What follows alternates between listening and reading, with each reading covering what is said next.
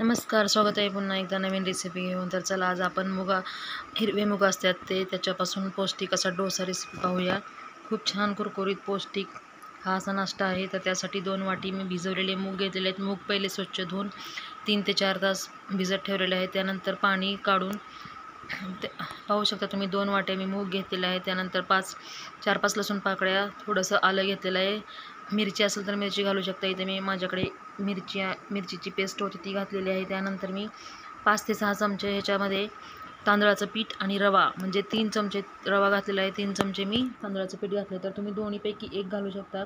बारीक रवा असेल तो घालायचा किंवा मोठा असेल तरी तो घातलाही तरी चालेल. तरी ते फक्त तांदळाचं पीठही घालू शकता किंवा फक्त रवाही घालू शकता. पण मी तुम्हाला दोन्ही दाखवलेलं आहे. तर हे आपल्या डोसा कुरकुरीत होण्यासाठी मदत करतं. त्यानंतर मिक्सरमध्ये पाणी घालून बारीक करून घ्यायचं आहे. पाहू शकता चवीनुसार मीठ घालायचं आहे. मीठ सांगायचं मी विसरले. तर पाहू शकता तुम्ही अशा प्रकारे मी बारीक करून घेतलेलं आहे मिक्सरमध्ये. जसं आपण डोशाचं बॅटर बनवतो तसंच सेम. रवा घातल्यामुळे काय होतं, छान असं जाळीदार तयार होतो डोसा. त्यानंतर मी एक चटणी बनवलेली आहे. तर गॅसवरती कढई ठेवली. त्याच्यामध्ये मी हरभऱ्याची डाळ घेतली 2 चमचे आणि 1 चमचा मी उडीद डाळ घेतलेली आहे. ती थोडीशी भाजून घेतली. त्यानंतर तेल घातलं. त्यानंतर 1 टोमॅटो चिरून त्याच्यामध्ये टाकला. त्यानंतर लाल तिखट, तुमच्याकडे मिरची असेल सुकी मिरची तर ती घालू शकता. 1-2 लसूण पाकळ्या घालायच्या. थोडंसं आलं घ्यायचं आणि सगळं व्यवस्थित छान भाजून घ्यायचं आणि मिक्सरच्या भांड्यामध्ये थोडंसं पाणी घालून बारीक पेस्ट करायची. खूप छान चटणी लागती. तर पाहू शकता अशा पद्धतीने मी चटणीही बनवलेली आहे. त्यानंतर मी आता गॅसवरती तवा ठेवलेला आहे. मी ही चपातीच्या तव्यामध्येच डोसा बनवणार आहे. मी नॉनस्टिकचा तवा नाही वापरत.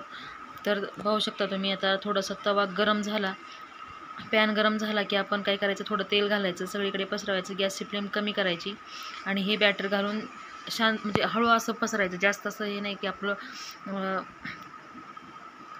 हळू म्हणजे हलक्या हाताने पसरून घ्यायचं. त्यानंतर आपली इकडं हे चटणीचं जे हे झालं होतं ते बी थंड झालेलं आहे. तर मी आता इथं चटणी बनवून घेतलेली आहे. पाहू शकता. तर डोसा आपला तिकडे म्हणजे गॅसवरती छान असा तो भाजला जातो आहे तोपर्यंत मी इथे चटणी बनवून घेतलेली आहे आणि चवीनुसार मीठ घालून थोडी साखर घालायची आणि पाणी घालून छान अशी चटणी करून घ्यायची. तर पाहू शकता तुम्ही. तर आपली चटणी तयार झालेली आहे. खूप छान अशी चटणी लागती. खूप छान चवीची चटणी आहे. तर तुम्ही नक्की बनवून पहा.